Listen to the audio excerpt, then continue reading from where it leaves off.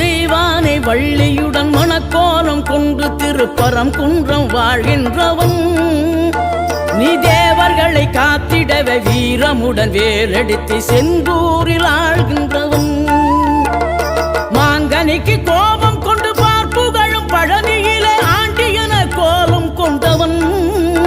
நீ தத்துவத்தின் சாரெடுத்து சுவாமி மலை எல்லையிலே தகப்பனுக்கு பாடம் சொன்னவன்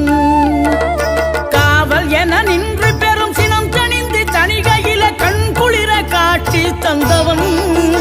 நீ பாங்குடனே கருள் தரவே பழம் முதிரும் சோலையில பரஞ்சோதியாய் நின்றவன் பரஞ்சோதியாய் நின்ற